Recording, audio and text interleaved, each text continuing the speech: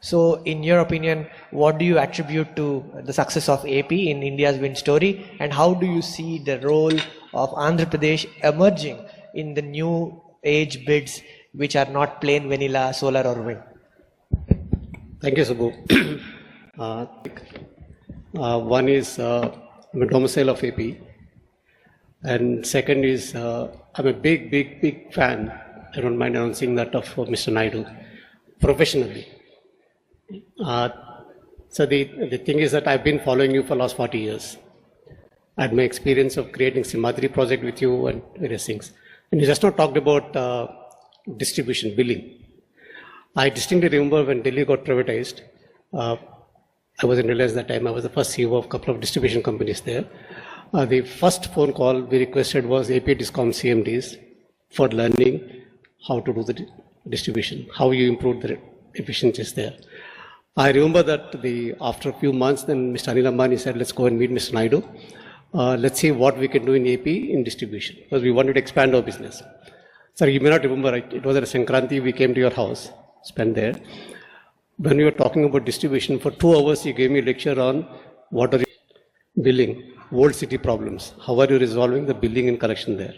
We came out, I told Mr. Ambani saying that, sir, this is not the place. They're already doing it. Let's go and do somewhere else. So I think that's something which you've been teaching us, not just me, the most of the professionals in the power sector. Even the latest flood relief what you have done.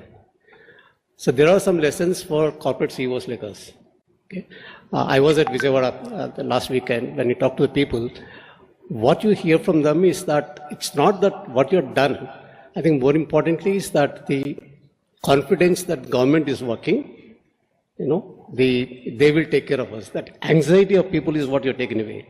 If as corporate CEO we can do that internally and externally, that's a big thing for us.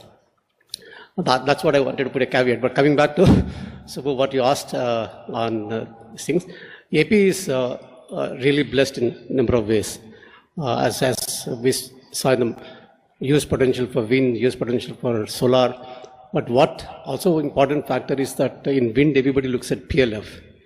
But AP has a uniqueness that even if the PLF is little lower compared to the neighboring states, the power availability during the peak hours is much higher in AP. So therefore, the AP is a hotbed for hybridization compared to other states. So that's one thing. You can't just look at what is the PLF in AP versus a PLF in Tamil Nadu. But that wind profile, when you look at it, it's ideally suited for hybridization. So therefore, on top of it, with the whatever you can do in solar manufacturing there, you talked about mine to module, putting that and hydro. AP has been pioneer in pumped hydro and then left some time back, long back. One of the first pumped hydro power stations came up in AP. Hydro, because with all this, I think the AP is the real place where we can go for FDRE, because the load following FDRE is the one which will replace fossil fuel, where we can set up power plants which can actually meet 15-minute demand, which is what is the most of the bids are coming now. And even the tariffs have reached to sub 5, it will further come down. Practically same tariff as fossil fuel is the right one. So therefore, AP is the hotbed for FDRE and hybridization. So, but most important thing, sir, is that resources are huge in the country. Even as a country, we have 1,200 gigawatts of wind potential. We have hardly used 4%. But what is most important is, in my opinion, is the enabling environment. Okay? It's not just the resources. Like you talked about a great thing today, you said that not ease up doing business, speed of doing business. So what the most of us look at is that what is the enabling environment there? What is the speed of decision making is what is important. That is what you're known to create. But one suggestion, I hope, is that the morning you spoke that reforms made you to lose elections, power sector reforms. My assumption is that the green energy revolution would make you to win the election. That is advantage to us is that we will have policy stability. Otherwise, we don't want to have this 5 years policy push and then we have a 5-year holiday, then 5-year policy push. We would like the policy stability. The only way we request you is keep winning elections. So that will provide us the policy stability. Thank you so much, sir. Last, what you said? Sir, I said, I know everyone sitting here everyone sitting here only want in AP is that AP is, as long as you're there, we all will run with you. Okay? I know you will run faster than us in giving decisions and demanding. I know how closely you monitor the progress. You're a terror in monitoring the progress. Okay? But we want that policy consistency, policy support to continue. Don't want to have a policy holidays. So I'm only saying that through this green energy revolution, keep winning elections. And then, so also my personal interest of having from that state, okay, so we will, you couldn't become number one, you said, you would have been number one today. So, but maybe, get that permanent position of number one. So that's my wish to you. Janasena garu, as rightly mentioned, always I am ahead of times. From now onwards, 20 years, what is going to happen, I will plan from now itself, today itself. That is my strength. At the same time, sometimes in politics, I have to balance and manage and communicate properly public. Sometimes with obsession, I want to do everything. If all of you praise, then I will think, okay, I am doing right, and then move forward fast. Then at the end of the day, sometimes we will lose balance or we are not in a position to communicate properly. This time it won't happen. I will maintain balance. I will see the public feedback. That's why I am balancing both welfare and also development and also feel good factor. Continuously with public, I will manage. Then my policies will be permanent.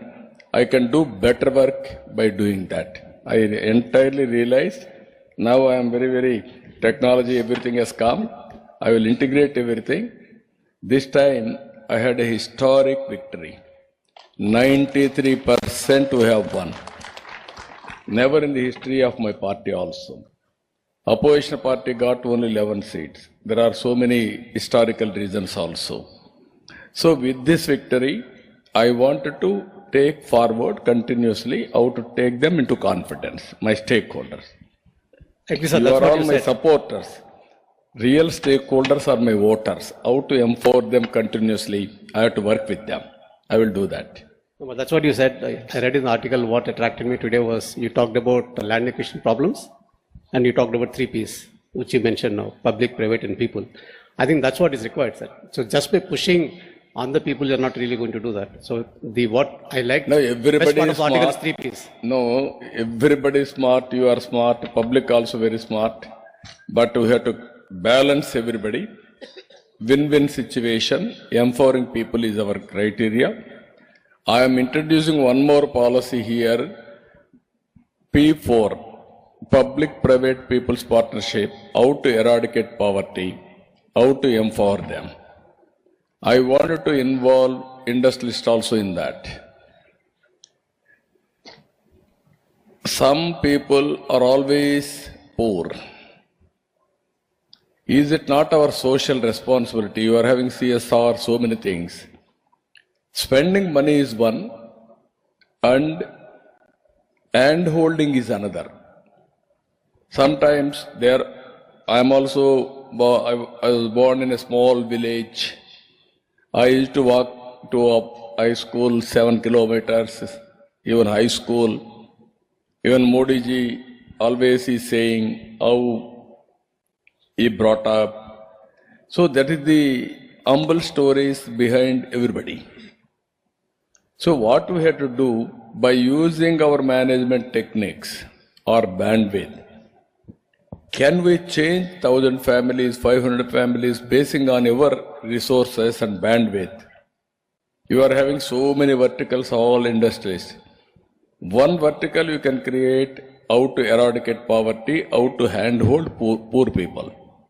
Plan short term, medium term, long term, and move in that direction. I will come back with that policy.